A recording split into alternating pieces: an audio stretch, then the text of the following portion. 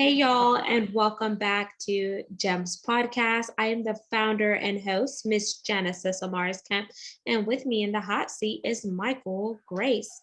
And here's a bit about Michael. Michael is an innovative technology leader who speaks, presents, and writes about how businesses can achieve a transformation by leveraging technology. Several companies have called him a unicorn due to his ability to understand the business issue and solve it in partnerships with the customer, leveraging the latest technology and process enhancement.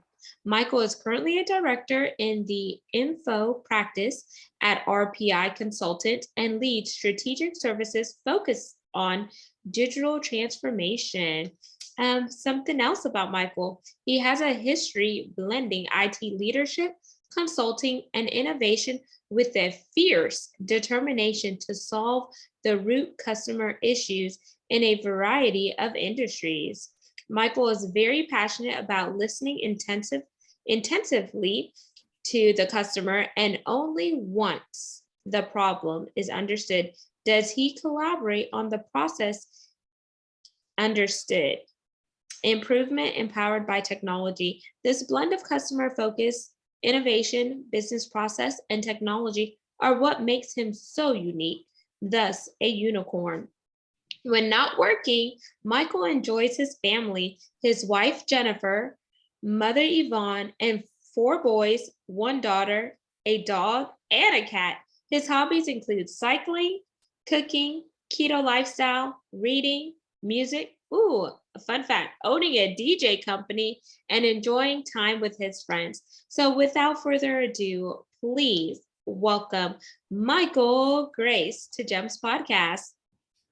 Pleasure to be here. Thanks, Genesis, for having me. I'm excited to talk to you and your listeners about any swirl of those things. It's a lot. I was telling Genesis before the podcast, when you get this old, you just have a lot of baggage. I mean, history that comes with you. And I don't know if I would say old, I would just say seasoned. I like that, like a good steak. Yes. So before we jump into our segment, which we're going to focus around business, what does that look like, incorporating technology, and some of the other things that make you the unicorn in your field, I definitely want to connect with you on a personal level, and so does the audience. So I'm going to give you 2 options, Michael. The first one is breaking the ice, and the second one is rapid fire. Which would you like? Ooh, let's do rapid fire. That sounds exciting. Okay, this is quick. There are 10 questions, so don't put too much thought into it. Just all right. Go with that gut. Question number 1, dream car. Porsche. 2, coffee or tea? Coffee. If you could have any superpower, what would it be? Flying. 4, if you could go anywhere around the world, money was no option, and you just found out that they're no longer flying back to your home base for various reasons, where would it be? Paris. 5, if you could go back into time and give yourself a piece of advice, what would it be? Take all the challenges that are presented to you. 6, since you have quite an extensive family, is there anything that you would do differently? No, I'm very happy with how it all turned out. 7, favorite food? Ooh, that's tough. Steak. Okay. 8, dream vacation? Probably a world cruise. Okay. 9, if you were a fly on the wall, Michael, and you had a chance to eavesdrop on any conversation, who would you be listening to? Currently Vladimir Putin, just so I could use it against him. Okay. And 10, pass or play. If you play, I ask one last question. If you pass, we switch roles and you ask me a question. Are you gonna pass or play? I'm gonna pass. Okay. What's your question? What motivates you to have a podcast? Oh, this is a good one. I started it as a passion project after my dad passed in November of 2020. And then the second part of it is it's just a way to continue to connect with other people and commemorate my dad's legacy because he was such a people person. And I guess I tell people that was, his personality, but also that was the South American in him because anyone from South America, they are very outspoken and they love connecting to people. I love it. That's a great answer. So now let's segue into our topic, which is business, tech, and Michael being a unicorn. So tell me, how did you get involved in technology and how do you apply that in all things business? That's a great question. I started it- coming out of retail, right? I was working retail out of college, and I was like, okay, this is not why I went to college. So I need to get a quote real job. For those of you listening, I just air quoted real job, and I started in business at the Federal Reserve Bank, which was really impressive and great. But I noticed that everything I did relied on technology, right? I was using computers, I was using telephones, I was using software. And I was like, it's not so much what I do in the job, my efficiency and how good I am really depends on all this technology.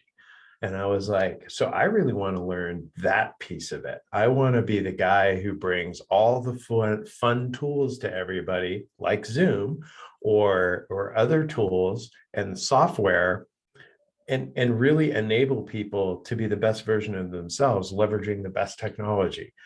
So when I walk in, it's kind of like a kid in a candy store because I'm like, tell me your problems and let me help you find the right tool. I love that because there's always a problem to solve, but as long as you could be the solution to that problem, then that gives you a competitive advantage whenever you are in the tech space or business in general. So now with technology, we have RPA, the robotic processing automation, we have AI, artificial intelligence, blockchain, the list goes on and on. Is there one technology that just makes you giddy every time you use it?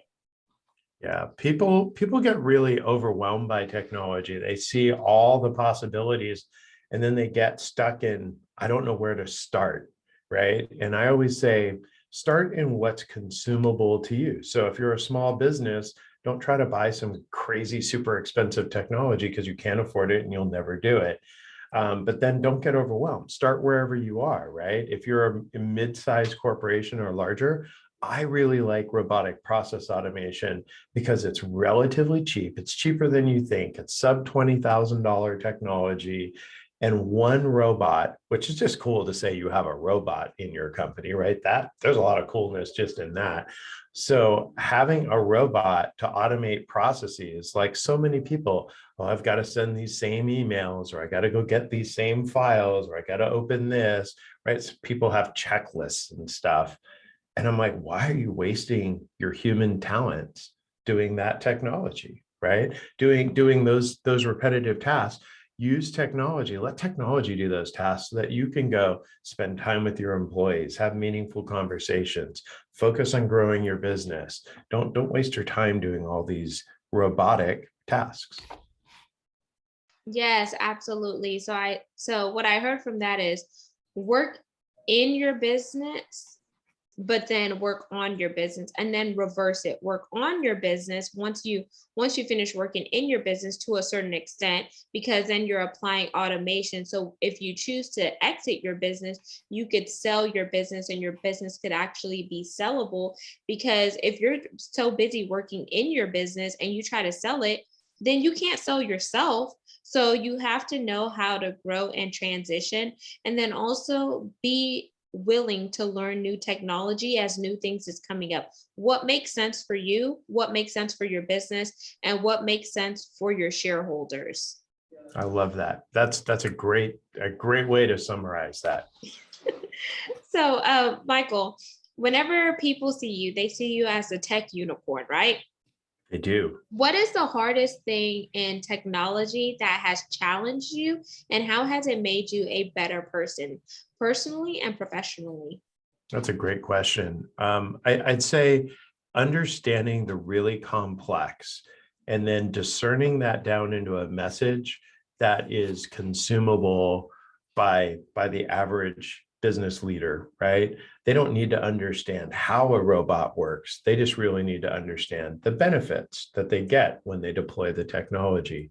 So we go out and I do all the studying of what are all these technologies. And then I seriously sit with myself and go, how do I make this make sense in a really short presentation to a company and really focus on what do they get out of it? So it's really helped me think about really large topics or complex topics.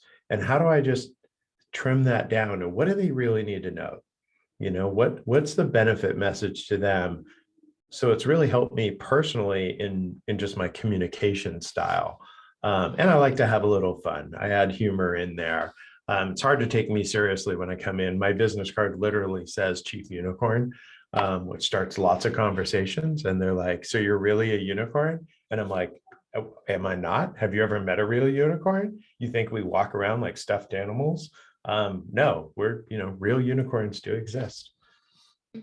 And then what are some of those complex problems that you're solving out there? Because I really want to put that into terms for the audience so they kind of, okay, let me get inside the mind of Michael. Yeah. The, you know, the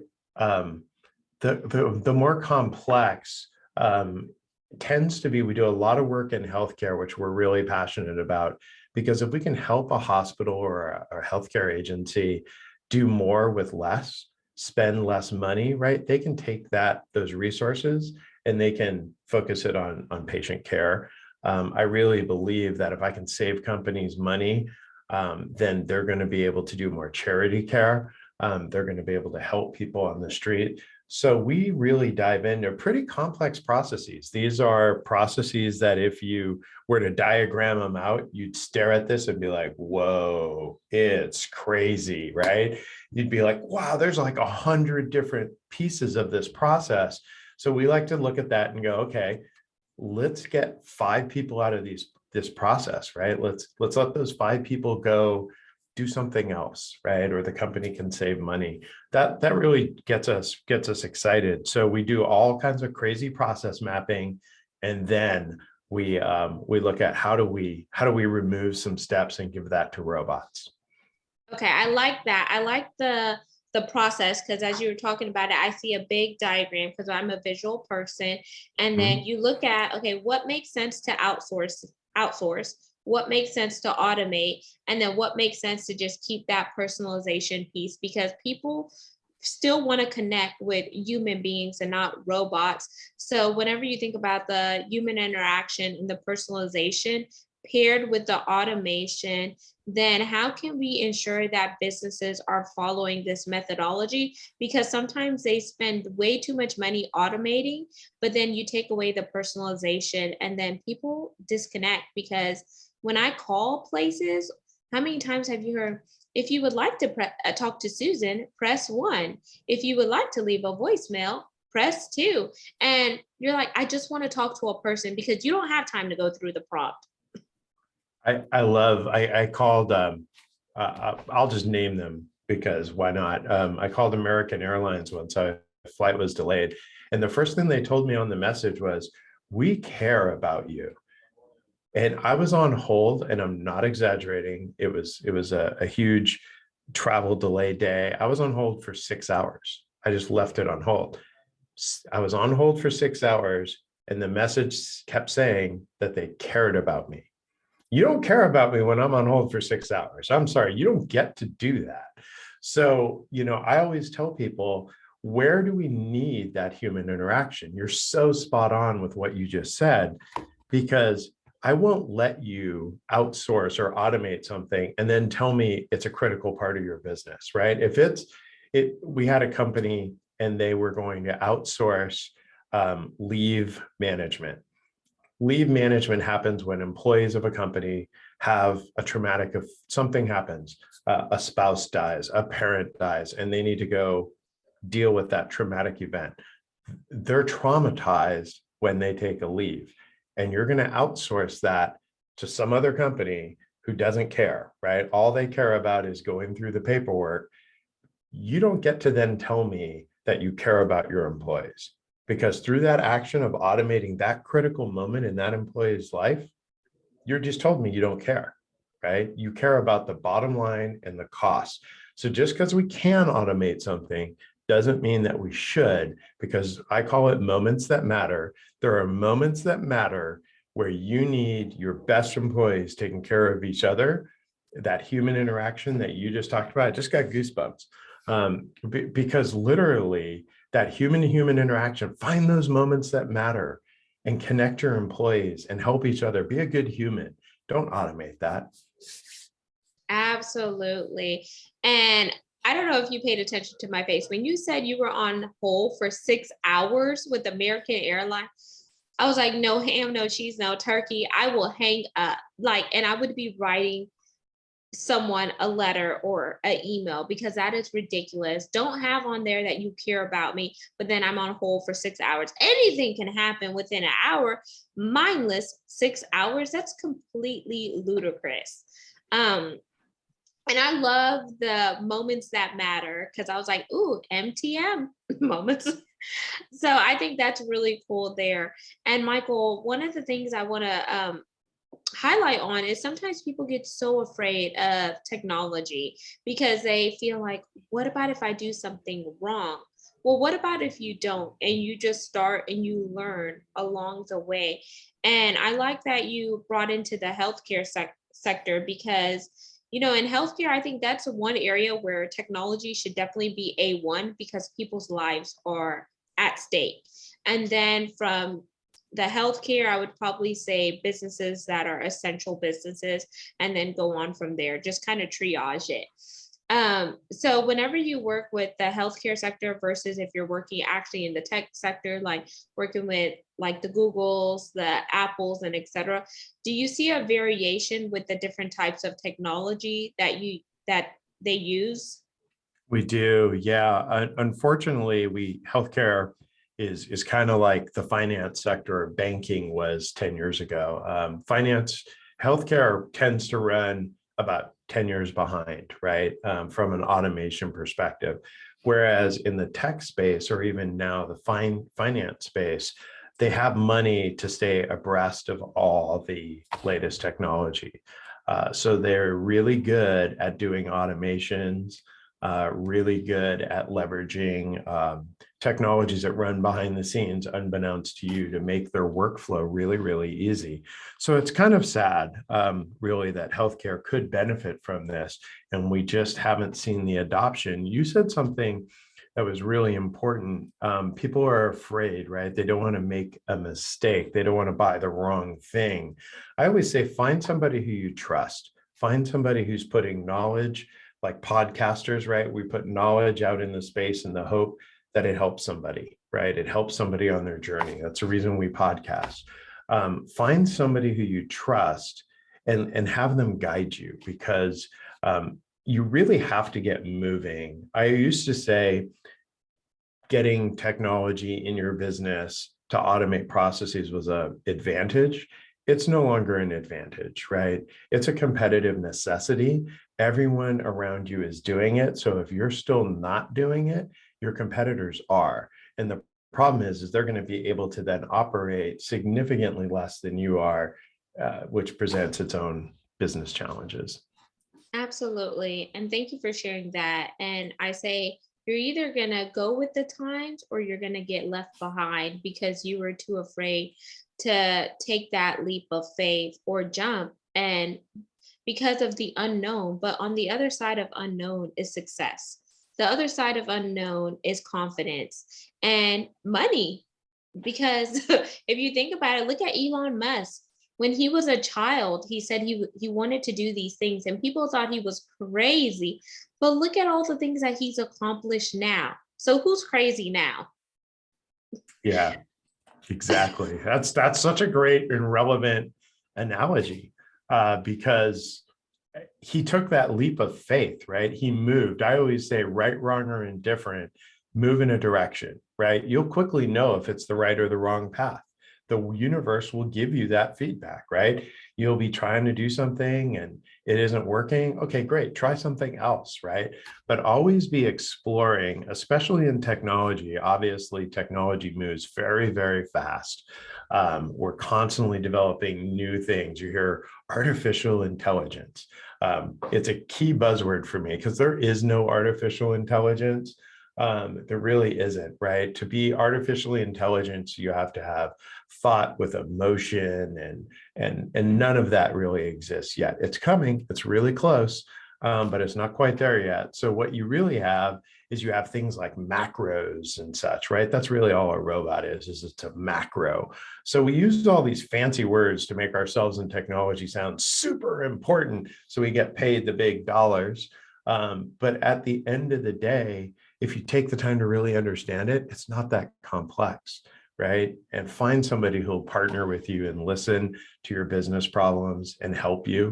There's people out there. I tell people all the time, just call me. I'm happy to help. I'm happy to spend time with you to help you understand, to help you get moving. And I sincerely mean that. And it's not just me. There's tons of people in tech that will partner with you and help you. Thank you for sharing that. And that's so kind of you to offer your help to people because people need help and they need the right help. And you definitely have to go beyond the surface level whenever you're talking about tech because you could be doing everything right, but then there may be one thing that's not triggering or causing it to fire on all cylinders. But once you fix that one thing, everything is golden and it's smooth sailing. And then whenever a new system comes out, just tweak it and build upon it and keep on growing. So, Michael, I want to ask you, is there like a quick checklist that you go over with some of your clients to make sure they at least have some baseline form of technology? Yeah, that's a great, we first do like an assessment. We gather information, we send them a survey and they fill it out telling us what they have, what they don't have. But then, that's so I call it flat, right? It's just like, wah, wah, wah, who cares? And then we get to do what I created, which is called a vision workshop, where we get to say, okay, I know a little bit about your business. Let me tell you the art of the possible with technology. Let me show you a little bit about what tech can do. And it just makes their head like blow up, right? They're like, whoa, I didn't know I could do this, that, the other. And then we whiteboard for the rest of the time all the possible opportunities. And then we really look at that and go, okay, how much does that process cost you?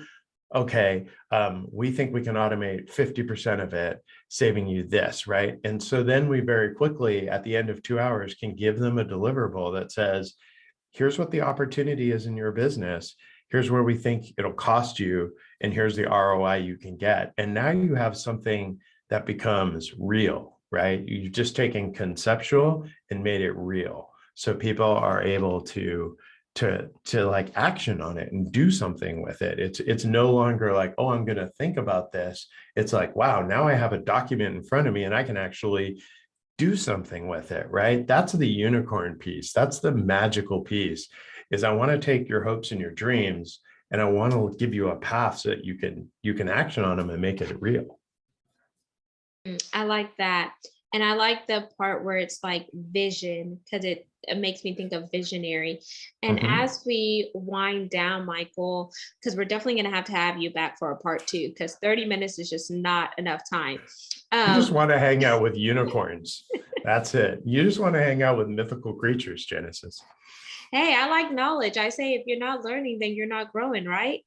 I love it. So, what is your call to action for this segment? You could challenge the audience, you could plug your website, or anything that you want the audience to do, but it needs to get them to the point where it is inspiring them or it's motivating them to bust a move. Yeah. I always try to not be self-serving because technology is for everybody, right? And whether you use me or our company or you use other people, I just want you to learn about technology and understand that it is not It is not overwhelming. It is not overpowering. It is not something to be afraid of. It's really something to learn about and embrace. And you can do that in bits and pieces. So if everybody, the challenge to the audience is really to go out and type robotic process automation into your browser. So many sites will come up, thousands of sites. Everybody suddenly has robots, right? And I'm not talking like, you're probably too young to remember the Jetsons on TV. Do you remember the Jetsons? All right, she remembers the Jetsons. So, I'm not talking about those kind of robots because that would be cool, but these are software robots. So just type robotic process automation into a browser and go learn about the art of the possible. All the big companies have good websites with great education. A lot of them offer free training. So if you're looking for a career change, there are companies out there that will certify you on being a robotic process automation engineer for free. And let me tell you, right now, those positions, the salaries on those range from 80,000 to the top developer of RPA at Google last year made $2.7 million. Wow, that is incredible, y'all. So definitely go learn about RPA and level up your game. And Michael, how can they connect with you via your website, and where do you primarily hang out on social media? Yeah, that's a great question. So LinkedIn is a great place to find me. So Michael Grace on LinkedIn. I also have a podcast, and all my blog articles and content is out there. That's at www.techprounicorn.com. And then our corporate website is less exciting and doesn't talk about unicorns or other mythical creatures, unfortunately, but that is at www.rpic.com.